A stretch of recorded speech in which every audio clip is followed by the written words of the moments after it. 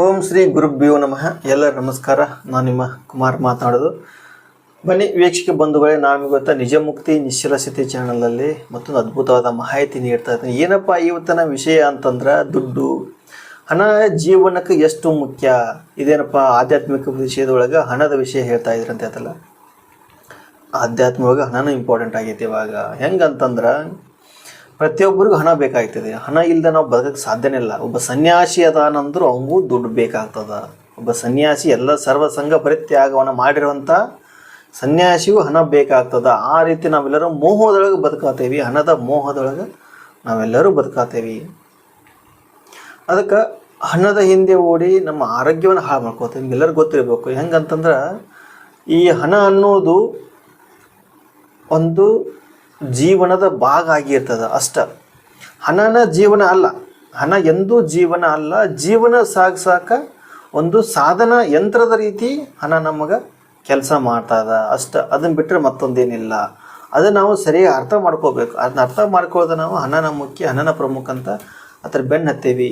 ಆದ್ರೆ ಅದು ಅತಿ ಆದ್ರೆ ಅಮೃತನ ವಿಷಯ ಅನ್ನೋ ರೀತಿ ನಮಗೆ ಗೊತ್ತಿಲ್ಲ. ಹೆಂಗಂದ್ರೆ ನಮಗೆ ನೀರು ಅವಶ್ಯವಾಗಿ ಬೇಕು ದೇಹಕ್ಕೆ, ಹಂಗೆ ಆಹಾರ ಅವಶ್ಯವಾಗಿ ಬೇಕೇ ಬೇಕು. ಈ ಆಹಾರ ಮತ್ತು ನೀರು ಎಷ್ಟು ಅವಶ್ಯವಾಗಿ ಬೇಕೋ ಅಷ್ಟು ಡೇಂಜರ್ ಬೇಡ. ಹೆಂಗಂತಂದ್ರೆ ಒಂದು ಗಾದೆ ಮಾತೈತೆ ನಮ್ಮ ಕಡೆ, ಕೂಳು ಕುತ್ತು ನೀರು ಪಿತ್ತು ಅಂತೇಳಿ. ನಿಮ್ಗೆಲ್ಲರೂ ಗೊತ್ತಿರಬೇಕು. ಅತಿಯಾಗಿ ನೀರು ಕುಡ್ರೆ ಪಿತ್ತ ಜಾಸ್ತಿ ಆಕತ್ತೆ ಮನುಷ್ಯಾಗ. ಅತಿಯಾಗಿ ನೀರು ಕುಡ್ರೆ ಪಿತ್ತ ಆಕತ್ತೆ. ನಮ್ಮ ಶರೀರಕ್ಕೆ ನೀರು ಬೇಕು. ಪ್ರತಿಯೊಬ್ಬರು ಡಾಕ್ಟರ್ ಜಾಸ್ತಿ ಹೇಳ್ತಾರೆ, ನೀರು ಜಾಸ್ತಿ ಕುಡ್ರಿ, ನೀರು ಜಾಸ್ತಿ ಕುಡ್ರಿ ಅಂತ ಹೇಳೋದು. ಆ ಅತಿಯಾಗಿ ನೀರು ಕುಡ್ರೆ ಪಿತ್ತ ಜಾಸ್ತಿ ಆಗ್ತದೆ. ಇನ್ನು ಕೂಳು ಕೂತು ಅಂತೇವೆ ನಾವು. ಆಹಾರ ಇಲ್ಲ ನಾವು ಎಂದೂ ಬದುಕಕ್ಕೆ ಸಾಧ್ಯ ಇಲ್ಲ. ಒಂದು ಟೈಮ್ ಊಟ ಮಾಡಿಲ್ಲಪ್ಪ ಅಂದ್ರೆ ನಮ್ಮ ಕೈಕಾಲು ಸೋತು ಬರ್ತಾವೆ, ಕಣ್ಣಿ ಚಕ್ರ ಬರ್ತದೆ, ಎಲ್ಲಿ ಬೇಕಲ್ಲೇ ಬಿದ್ದು ಹೋಗ್ತೇವೆ. ಈ ರೀತಿಯಾದಂಥ ಸಮಸ್ಯೆ. ಆದರೆ ಆಹಾರ ಇಲ್ಲ ನಾವು ಬದುಕೋಕ್ಕಾಗಲ್ಲ. ಅದೇ ರೀತಿ ಆಹಾರ ಅತಿ ಆದ್ರೆ ಅದು ತೊಂದರೆನೂ ಮಾಡ್ತದೆ. ಕೂತಂದ್ರೆ ಆಹಾರ ಜಾಸ್ತಿ ಆದ್ರೆ ಉಸಿರಾಟನೇ ಮನುಷ್ಯ ಆಗಂಗಿಲ್ಲ. ನಮ್ಗೆ ಯಾವುದೊಂದು ಹುಗ್ಗಿ ಊಟ ಶೀವಿ ಹೆಚ್ಚೈತಿ ಅಂತ ನಾವು ಜಾಸ್ತಿ ಗೋಧಿ ಹುಗ್ಗಿ ಉಂಡು ಅಂತಂದ್ರೆ ಮನುಷ್ಯಾಗ ಉಸಿರಾಟಕ್ಕೆ ತೊಂದರೆ ಮಾಡ್ತದೆ. ಆಹಾರ ಒಳ್ಳೆಯದು, ಅದು ಅತಿ ಪೌಷ್ಟಿಕವಾದ ಆಹಾರ. ಬಟ್ ಅದರಿಂದ ಅತಿಯಾಗಿ ತಿಂದು ಏನಕತಿ ಉಸಿರಾಟಕ್ಕೆ ತೊಂದರೆ ಮಾಡಿ ಅವನು ಉಸಿರುಗಟ್ಟೆ ಸಾಯುವಂಥ ಚಾನ್ಸು ಇರ್ತದೆ. ಸೊ ಇದನ್ನು ತಿಳ್ಕೊಬೇಕು ಯಾವಾಗಿದ್ರು. ಇದನ್ನು ತಿಳ್ಕೊಂಡು ನಾವು ಪ್ರತಿಯೊಂದು ನಮ್ಮ ಲಿಮಿಟ್ ಒಳಗೆ ಇಟ್ಕೊಂಡು ಅಥವಾ ನಮ್ಮ ಇತಿಮಿತಿ ಒಳಗೆ ನಾವು ಅದನ್ನು ಹಿಡಿತೊಳಗೆ ಇಟ್ಕೊಂಡು ಬದುಕಿದ್ದು ಅಂತಂದ್ರೆ ನಾವು ಯಾವತ್ತು ಈ ಸಮಾಜಕ್ಕೆ ಒಬ್ಬ ಮಾದರಿ ವ್ಯಕ್ತಿ ಆಗ್ತೇವೆ. ನಾವು ಸಮಾಜಕ್ಕೆ ಮಾದರಿ ವ್ಯಕ್ತಿ ಆಗ್ಬೇಕು. ಈ ಸಮಾಜನ ನಾವು ಕಟ್ಟಿದ್ದೇವೆ. ಈ ಸಂಸ್ಕಾರ ಸಂಪ್ರದಾಯ ಈ ಪದ್ಧತಿ ನಾವು ಕಟ್ಟಿದ್ದೇವೆ. ಆದರೆ ಇವನ್ನೆಲ್ಲ ನಾವು ಹಾಳು ಮಾಡತ್ತೇವೆ. ಇವಾಗ ಸಣ್ಣ ಮಕ್ಕಳೆಲ್ಲ ಕೆಟ್ಟ ಹಾದಿ ಒಳಗೆ ಹಿಡಿತಿದ್ದಾರೆ. ಅದಕ್ಕೆಲ್ಲ ಕಾರಣಗಳೇನು? ನಮ್ಮ ಸಂಸ್ಕಾರ ಮರ್ತೇವೆ, ನಮ್ಮ ಪದ್ಧತಿ ಮರ್ತೇವೆ. ಇದೇ ಕಾರಣದಿಂದ ನಾವು ಇದೆಲ್ಲವನ್ನು ಮರೆಯೋದ್ರಿಂದ ನಮ್ಮ ಯುವ ಜನ ಕೆಟ್ಟ ಹಾದಿ ಒಳಗೆ ಹಿಡಿತಾರ, ಕೆಟ್ಟ ಯೋಚನೆ ಒಳಗದಾರ. ದಿನ ನೀವು ನ್ಯೂಸ್ ನೋಡ್ತಿರ್ತಾರೆ, ಇಲ್ಲೇ ಏನಾಯಿತು ಅನ್ನೋಂಥ ವಿಷಯಗಳನ್ನ ಅದೆಲ್ಲ ಹೇಳೋದಾಗ್ತಿಲ್ಲ. ನಿಮಗೆಲ್ಲ ಗೊತ್ತಿರುವಂಥ ವಿಚಾರ. ದುಡ್ಡು ಬೇಕು, ಆದ್ರೆ ಅದಕ್ಕೊಂದು ಇತಿಮಿತಿ ಒಳಗಿರಲಿ. ಹೆಂಗಂತ ನಾವು ರೂಪಾಯಿ ಗಳಿಕೆ ಮಾಡಿದಂದ್ರೆ 10 ರೂಪಾಯಿ ಗಳಿಕೆ ಮಾಡಬೇಕು ಅನ್ನೋ ಆಸೆ ಬರ್ತದೆ. 10 ರೂಪಾಯಿ ಗಳಿಕೆ ಮಾಡಿದಂದ್ರೆ 100 ರೂಪಾಯಿ ಗಳಿಕೆ ಮಾಡಬೇಕು ಅನ್ನೋ ಆಸೆ. ಇದು ಹಂಗೆ ಮಲ್ಟಿಪಲ್ ಆಗ್ತಾ ಇರ್ತದೆ. ಸೊ ಅದಕ್ಕೆ ನಾವು ತಿಳ್ಕೊಬೇಕು ಇವಾಗ ನಮ್ಮ ಜೀವನನ ಯಾವ ರೀತಿ ನಾವು ಸಾಗಿಸಬೇಕು ಅಂತ. ಹೆಂಗಂದ್ರೆ ನಾವು ಕೆಲಸ ಮಾಡುವಾಗ ಓವರ್ ಟೈಮ್ ಕೆಲಸ ಮಾಡ್ತೀವಿ. ನಮ್ಮ ದೇಹಕ್ಕೆ ಸ್ಟ್ರೈನ್ ಮಾಡಿಕೊಂಡು ನಿದ್ದೆಗೆಟ್ಟು ಆರೋಗ್ಯವನ್ನು ಕೆಡಿಸಿಕೊಂಡು ಹಣ ಗಳಿಕೆ ಮಾಡ್ತೇವೆ. ಆದ್ರೆ ಹಣ ಖರ್ಚು ಮಾಡಿ ಆರೋಗ್ಯವನ್ನು ಪಡೆದುಕೊಳ್ಳಕ್ಕೆ ಹೋಗ್ತೀವಿ. ಆದ ಕಾರಣ ಅಷ್ಟು ತ್ರಾಸು ಮಾಡ್ಕೊಳ್ಳೋ ಬದಲು ಇರಲಿ. ಇವಾಗಿನ ದುನಿಯಾದಾಗ ಹಾರ್ಟ್ ಅಟ್ಯಾಕ್ ಅನ್ನುವಂಥ ಸಮಸ್ಯೆ ಜಾಸ್ತಿ ಆಗ್ತದೆ, ಸ್ಟ್ರೋಕ್ ಜಾಸ್ತಿ ಆಗ್ತದೆ. ಇದಕ್ಕೆಲ್ಲ ಕಾರಣ ಏನು? ನಮ್ಮ ಅತಿ ಆಸೆ, ದುರಾಸೆಗಳು. ದುಡ್ಡಿಲ್ಲದೆ ಇವಾಗಂತೂ ಸಾಲ ಕೊಡೋಕೆ ಎಲ್ಲರೂ ಹಿಡಿದಾರೆ. ಇವಾಗ ನಾನು 10 ರೂಪಾಯಿ ದುಡಿತೇನೆ ಅಂದ್ರೆ ಸಾಕು, ಎಲ್ಲರೂ ಸಾಲ ಕೊಡ್ತಾರೋ, ನಮ್ಮ ತಲೆ ಮೇಲೆ ಬಂದು ಕುಂದಿರ್ತಾರೆ. ಆಮೇಲೆ ಹೌದಲ್ಲ, ಸಾಲ ಕೊಡ್ತಾರೋ, ನೆಕ್ಸ್ಟ್ ಮಂತ್ EMI ಸ್ಟಾರ್ಟ್ ಆಗ್ತದೆ. ನಮ್ಮ ಯಾವುದೋ ಕಾರಣದಿಂದ ಈ ಜಾಗತಿಕ ವಿದ್ಯಮಾನೊಳಗೆ ದಿನಂಪ್ರತಿ ಒಂದು ಸಮಸ್ಯೆ ಸ್ಟಾರ್ಟ್ ಆಗ್ತದವ. ಆ ಸಮಸ್ಯೆ ಒಳಗೆ ನಮ್ಮದು ಪೇಮೆಂಟ್ ಏನೋ ಸ್ಟ್ರಕ್ ಆಗ್ತದೆ. ಆದ ಕಾರಣ EMIದಾರ ಬಂದು ಮ್ಯಾಲೆ ಕುಂದಿರ್ತಾರೆ. ಆ ಒತ್ತಡ ಜೀವನದಿಂದ ನಮ್ಮ ಜೀವನ ಹಾಳು ಮಾಡ್ಕೊಳ್ತಾ ಇದ್ದೀವಿ. ಸ್ಟ್ರೋಕ್ ಆಗ್ತದೆ, ಒತ್ತಡ ಜೀವನಕ್ಕೆ ಮನುಷ್ಯ ಪ್ಯಾರಲಿಸಿಸ್ ಆಗ್ತದೆ ಮತ್ತು ಹಾರ್ಟ್ ಅಟ್ಯಾಕ್ ಆಗ್ತದೆ. ಈ ರೀತಿಯಾದಂಥ ಕೆಟ್ಟ ಅನಾರೋಗ್ಯಕ್ಕೆ ನಾವು ತುತ್ತಾಗ್ತಾ ಇದ್ದೀವಿ ಈ ಹಣ ಅನ್ನುವಂಥ ಒಂದು ಭೂತದಿಂದ. ಹಣ ಅನ್ನೋದೊಂದು ಭೂತ ಅಷ್ಟ. ಹೆಂಗಂದ್ರೆ ಈ ಭೂತ ಅಂದ್ರೆ ಕೈ ಸಿಗೋದಲ್ಲ, ಅದ ಇಲ್ಲಿ ಬರ್ತದೆ ಹೋಗ್ತದೆ. ಅದಕ್ಕೆ ನಾವು ಹಣಕ್ಕೆ ಭೂತ ಅಂತ ಹೇಳ್ತೇವೆ. ಭೂತ ಯಾವತ್ತೂ ಯಾರ ಕೈ ಸಿಕ್ಕತ್ತೆ ಇಲ್ಲ. ಅದು ಭಯಾನಕ ವಸ್ತು. ಹಣ ಅನ್ನೋದೊಂದು ಭಯಾನಕ ವಸ್ತು. ಆ ಭಯಾನಕ ವಸ್ತು ಬಗ್ಗೆ ನಮಗೆ ಭಯಾನೇ ಇಲ್ಲ. ಆದರೂ ನಾವು ಹತ್ತಿರ ಇಟ್ಕೊಳ್ಳೋ ಪ್ರಯತ್ನ ಮಾಡ್ತೇವೆ, ಜಾಸ್ತಿ ಗಳಿಸ್ಬೇಕು ಅಂತೀವಿ. ಇವಾಗ ನೋಡಿ, ಕೋಟಿ ಗಳಿಸಿದವರೆಲ್ಲ ಇಲ್ದಾರೆ. ಇವಾಗ ಹಿಂದೆ ರಾಜ ಮಹಾರಾಜರು ಅವರು ಬಂಗಾರದ ಪಲ್ಲಕ್ಕಿಯಲ್ಲಿ ಅಡ್ಡಾಡಿದವರು ಅದಾರ? ಇಲ್ಲ, ಯಾರಿಲ್ಲ. ಆ ಬಂಗಾರ ಪಲ್ಲಕ್ಕಿಗಳು ಅವೂ ಇಲ್ಲ, ಏನೂ ಇಲ್ಲ, ಎಲ್ಲ ಖಾಲಿ ಖಾಲಿ. ಈ ಖಾಲಿ ಆಗುವುದ ನಿಜ ಮುಕ್ತಿ ನಿಶ್ಚಲ ಸ್ಥಿತಿ. ಖಾಲಿನ ನಿಜ ಮುಕ್ತಿ ನಿಶ್ಚಲ ಸ್ಥಿತಿ. ಜಗತ್ತು ಅನ್ನೋದು ಖಾಲಿ ಅಷ್ಟ, ತುಂಬಿದ್ದಲ್ಲಿದೆ ಅಂದಿದ್ರು ಖಾಲಿ. ಹೆಂಗೆ ಒಂದು ಮನೆ ಒಳಗೆ ನಾವು ಪೀಠಗಳನ್ನು ತುಂಬ್ತೇವಲ್ಲ, ಹಂಗೆ ನಾವು ಮನಸ್ಸೊಳಗೆ ಎಲ್ಲ ಕೆಟ್ಟ ವಿಷಯ ತಂದು ತುಂಬ್ಕೋತೇವೆ. ಅದನ್ನು ಸಾಕು ಹಣ ಬೇಕಂತ ಅದಕ್ಕೆ ಹಿಂದೆ ಓಡ್ತೇವೆ. ಇದೇ ಜೀವನ, ನಮ್ಮ ಜೀವನ ಏನಾಗೈತಿ. ಅದಕ್ಕೆ ಈ ಹಣದ ಅನ್ನೋ ಪೆಡಂಭೂತಕ್ಕೆ ಬ್ರೇಕ್ ಹಾಕ್ರಿ. ಎಷ್ಟು ಬೇಕು ಅಷ್ಟನ್ನ, ಅಂದ್ರೆ ಆ ಭೂತನ ಮಾತು ಕೇಳ್ಬೇಕು, ನಾವು ಭೂತದ ಮಾತು ಕೇಳಬಾರ್ದು. ಹಣ ನಮ್ಮ ಮಾತು ಕೇಳಬೇಕು, ನಾವು ಹಣದ ಮಾತು ಕೇಳಬಾರ್ದು. ಆಸೆ ಅನ್ನೋದು ಹಣಕ್ಕೆ ಬೆನ್ನೈತಪ್ಪ ಅಂದ್ರೆ ನಾವು ಹಣದ ಮಾತು ಕೇಳ್ತೇವೆ.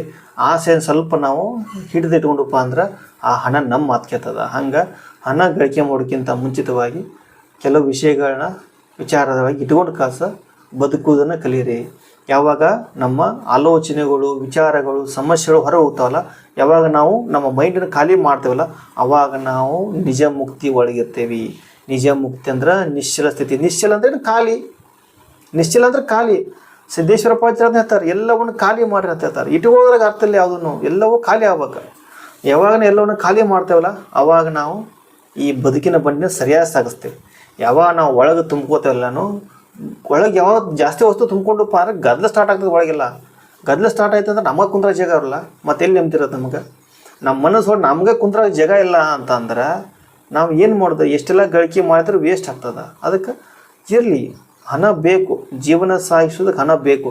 ಈಗ ನೋಡ್ರಿ, ಕೆಲವು ದೇಶದೊಳಗೆ ಆದಿ ಮಾಡೋರ್ದಾರ, ಅವರೇ ಹಣ ಕಂಡು ಇರ್ತಾರೆ. ಇಲ್ಲ, ಅವ್ರು ಸುಖವಾಗಿದ್ದಾರೆ, ಸಂತೋಷ ಜೀವನ, ಅಲ್ಲಿ ಜೀವನ ನಡೀತಾ ಇದ್ದಾರೆ. ಜೀವನ ನಡೆಯೋದಂದ್ರೆ ಈ ಜೀವ ಪ್ರಯಾಣಕ್ಕೆ ಹೊರಟೋದು. ಪ್ರಾಣ ಅಂತಂದ್ರೆ ಪ್ರಯಾಣಕ್ಕೆ ಹೊರಟಿರೋದಕ್ಕೆ ಪ್ರಾಣ ಅಂತ ಹೇಳ್ತೀವಿ ನಾವಷ್ಟ. ಅಂದ್ರೆ ಜೀವ ಸಾಗಿಸ್ತಾ ಇದ್ದ, ಜೀವನ ನಡೀತಾ ಇದ್ದ. ಸೊ ನಿಮ್ಗದು ಅರ್ಥ ಆಗ್ತಾ ಇಲ್ಲ ಅಷ್ಟ. ನಾವು ಇವಾಗ ಪ್ರಬುದ್ಧ ರಾಷ್ಟ್ರ ಕಟ್ಟಕ್ಕೆ ಹೋಗಿ ಸಮಸ್ಯೆ ಸಿಕ್ಕಾಕೋತಾ ಇದ್ದೀವಿ. ನಾವು ನಮ್ಮ ದೇಶವನ್ನು ವಿಶ್ವಗುರು ಅಂತ ಹೇಳಿದೇವೆ. ಯಾಕಂತಂದ್ರೆ ನಮ್ಮ ದೇಶದ ಸಮುದಾಯ ಸಂಸ್ಕಾರ ತುಂಬ ಬೆಳವಣಿಗೆ ಇದಾವೆ. ನಾವು ದೇಶಕ್ಕೆ ಮಹತ್ವವಾದ ನಮ್ಮ ಋಷಿ ಮುನಿಗಳು ಪ್ರಪಂಚಕ್ಕೆ ಮಹತ್ವವಾದ ಕೊಡುಗೆ ಕೊಟ್ಟಾರ. ಅನೇಕ ವಿಷಯ ತಿಳಿಸ್ಕೊಟ್ಟಾರ, ಪ್ರಪಂಚವನ್ನು ತಿಳಿಸ್ಕೊಟ್ಟಾರ, ಗ್ರಹಗಳು ತಿಳಿಸ್ಕೊಟ್ಟಾರ. ಇದೆಲ್ಲ ಕಾರಣ ಹಣದಿಂದ ಅಂತಲ್ಲ, ಜ್ಞಾನದಿಂದ.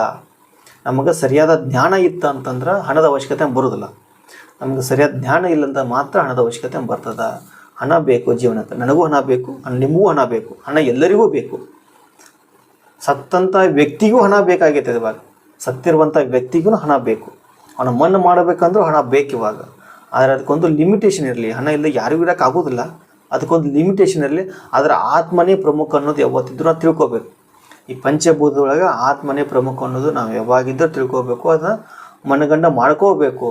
ಯಾವಾಗ ನಾವನ್ನ ಮನಗಂಡ ಮಾಡ್ಕೋತೇವಲ್ಲ, ಅವಾಗ ನಮಗದು ಅರ್ಥ ಆಗ್ತದೆ. ಆದ ಕಾರಣ ಈ ಜಗತ್ತಿನೊಳಗೆ ಉದ್ಯೋಗ ಬೇಕು, ಅದು ಲಿಮಿಟೇಷನ್. ಅದು ಒಂದು ಲಿಮಿಟೇಷನ್. ಅದಕ್ಕೆ ಸರ್ಕಾರದವ್ರು ಹೇಳಿದಾರೆ 58 ವರ್ಷಕ್ಕೆ ರಿಟೈರ್ಮೆಂಟ್ ಅಂತ. ಈಗ ನಮ್ಗೆ 120 ವರ್ಷ ಆಯುಷ್ಯ ಮನುಷ್ಯನಿಗೆ. ಅದ್ರಾಗ 20 ಅಂತಿಲ್ಲ. ನಾವು 100 ವರ್ಷ ಬದುಕೋದು ಕಷ್ಟ ಆಗೈತಿ. ಇವತ್ತು 90, 80 ಅಂತ ಯಾರೂ ಬದುಕಲ್ಲ. ಬದುಕ್ತಾ ಇರೋದು 60, 70 ವರ್ಷ.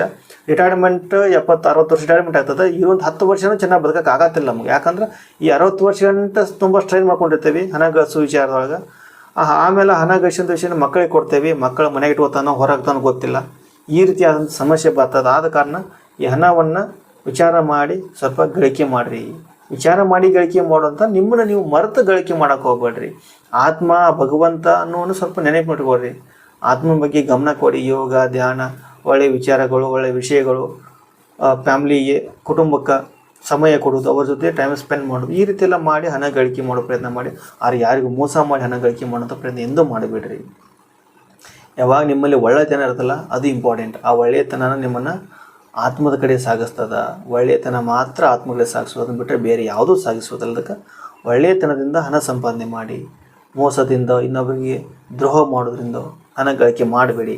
ಯಾಕಂದ್ರೆ ಇನ್ನೊಬ್ಬರಿಗೆ ಹಣ ಗಳಿಕೆ ಮಾಡೋ ದ್ರೋಹ, ಮೋಸ ಮಾಡಿದಪ್ಪ ಅಂದ್ರೆ ನಮಗೆ ಮತ್ತೊಬ್ಬರು ಮೋಸ ಮತ್ತು ದ್ರೋಹ ಮಾಡೋದು ನಿಶ್ಚಿತವಾಗಿರ್ತದೆ. ಆದ ಕಾರಣ ಹಣ ಗಳಿಕೆ ಮಾಡೋದು, ಹಣ ಈ ಪೆಡಂಭೂತವನ್ನು ನಮ್ಮ ಹಿಡಿತದೊಳಗಿಟ್ಟುಕೊಂಡು ನಾವು ಬದುಕು ಪ್ರಯತ್ನ ಮಾಡೋಣ. ಹಾಗೂ ನಿಜ ಮುಕ್ತಿ ನಿಶ್ಚಲ ಸ್ಥಿತಿ ಒಳಗೆ ಮುಂದಿನ ಮತ್ತೆ ಒಳ್ಳೆಯ ವಿಷಯನ ತೊಗೊಂಡ್ಬರ್ತೀನಿ. ಹಾಗೂ ಎಲ್ಲ ನಮಸ್ಕಾರ ಹಾಗೂ ಧನ್ಯವಾದಗಳು.